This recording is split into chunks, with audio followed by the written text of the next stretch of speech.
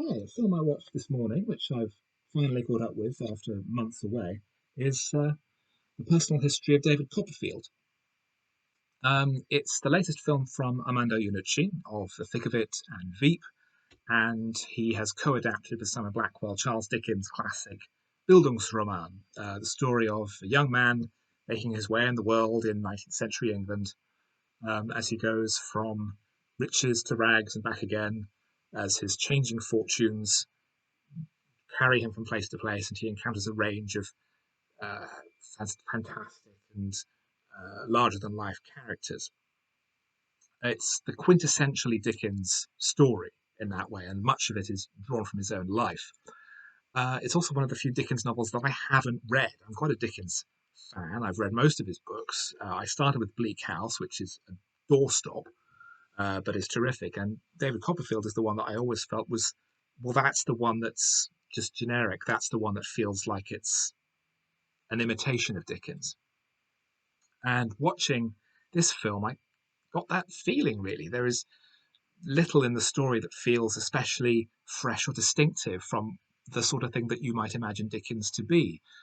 Victorian penury, themes of people seeking social change and the strata of society, the sort of thing that you would expect if you were vaguely familiar with the material. But that's really just a criticism of the book.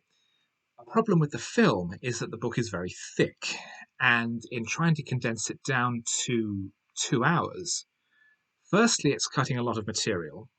Secondly, it's having to rearrange a great deal so that it actually holds together. And thirdly, it's very badly paced. The film has almost no pacing at all. It's a very consistent, flat mush all the way through. I never got a sense of acceleration or deceleration or ramping up towards any kind of climax or conclusion. It was only because I was continually checking the time that I knew what point of the story we were supposed to be at.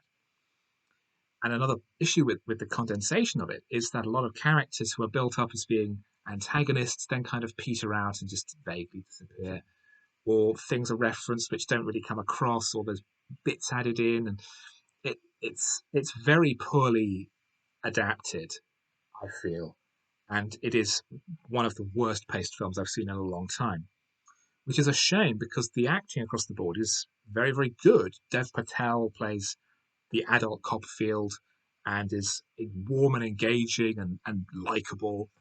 And there's an enormous supporting cast of the cream of British talent. Peter Capaldi as Mr. Micawber, the disreputable businessman for whom something will always turn up.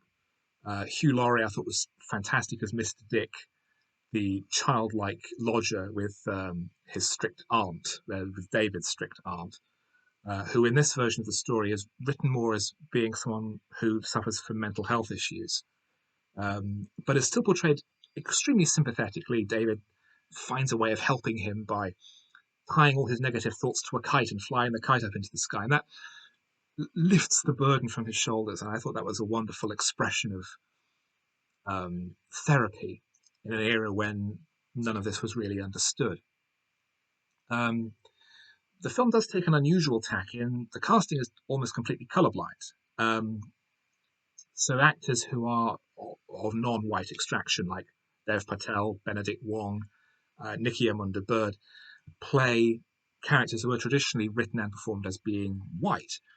And although this might be slightly jarring at first, the the casting choices are very, very good. Benedict Wong, who's now used to appearing in almost every space film in which he dies, look up and see how many films involving space Benedict Wong has been in, and he always ends up dying.